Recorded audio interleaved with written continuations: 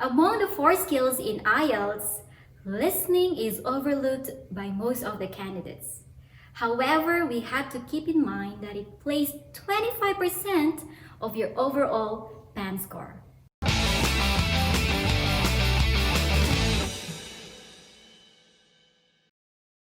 Hi, this is Samel, and I'll be discussing ways on how to get a high score in the IELTS listening test.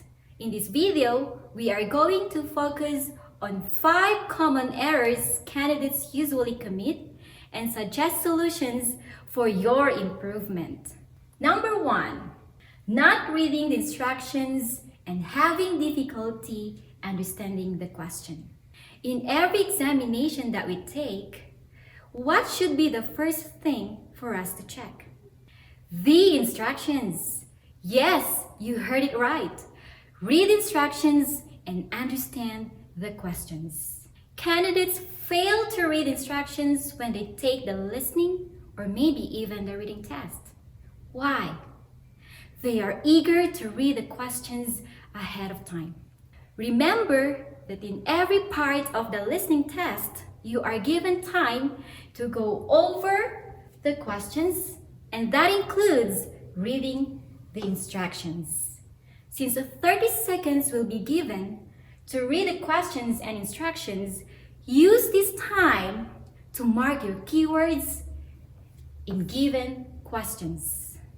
You don't have to remember all the questions, but some keywords only. Of course, don't just listen for keywords, also for synonyms. Think of the synonyms of those keywords because synonyms or paraphrased sentences will be used to trick you. So you have to listen carefully. Moving on to the next one. Not following the required word count. The listening test instructions will tell you how many words are in the answer. This is another thing candidates ignore during the listening test. Let's look at this. These are the questions for part 1. Questions 1 to 2. This is an example of a completion task. This type of question requires you to write your answer or type your answer using a certain number of words and or a number. As you can see, the instruction says, write no more than 3 words and or a number. What does that mean? It means you can write a maximum of 3 words and 1 number. But take note, it also says here, and or a number. So your answer could be just 3 words and 1 number. Or it could be just 3 words or a number. Some instructions would also require you to write no more than 2 words and or a number. Or 1 word and or a number. Not being able to follow a description. Candidates usually panic when they see a map, a diagram, or a flow chart on their listening test papers. What then should you do? When listening, you have to figure out where things are, what something is made of, or how it works. Listen for verbs or adjective, maybe the size, the shape, or even for quantity. For maps, you need to identify places, buildings, streets, and so on. Are you looking for a building located on the north, east, west, south, left, or right? Or are you looking for the student center, which is beside, across, opposite the library? If drawing on your paper would make you follow the directions easily, then you may do so. Number 4, not being able to follow a conversation or a talk. Another mistake in the listening test is not being able to understand a conversation or following a lecture, which is usually encountered in answering part 3 and 4. In part 3, you will have to follow a discussion with up to 4 speakers. And your task is to listen and identify significant ideas, views, opinions, or reasons. So, in this part, read the text carefully before listening to the recording.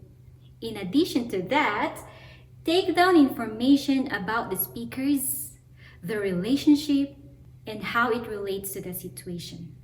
For lectures in Part 4, it is often regarded as the most challenging part of the listening test because the topic is about an academic subject, maybe about dinosaurs or about the Renaissance period. And you might say, I don't know anything about this topic. Knowledge background is not needed in this part. Listen to keywords, particularly to signposts used by the speaker. Words like firstly, because, on the other hand, for example, finally, and so on. These words can help you follow what the speaker is talking about. And lastly, which is one common reason why test takers get a low band in the listening test, is poor spelling. Yes, spelling matters. Writing your answers incorrectly will be marked wrong. So make sure you spell your answers correctly, regardless whether you follow the American English or the British English. Let's have some examples of spelling differences between these two versions of English. We have here a common word we usually hear in Part 2, the word center. In American English, it is spelled as C-E-N-T-E-R. While in British English, you spell it as C-E-N-T-R-E. Any other word that you can think of? Let's try the word color.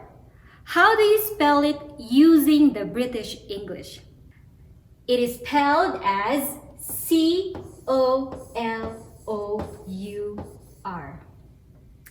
As long as the word is spelled correctly, you won't be having a problem. However, remember to be consistent. Do not mix American and British spelling on your answer sheet. There you have it, the 5 common errors candidates usually commit in the listening test. Remember, preparation and proper practice is the key to be successful in any test. By doing this, you will be able to see yourself in the best possible position to succeed. I hope you found this video useful in preparation for your IELTS listening test. Don't forget to like this video, subscribe to our channel, and hit the notification bell to be updated with more useful and helpful videos for your IELTS test. Bye!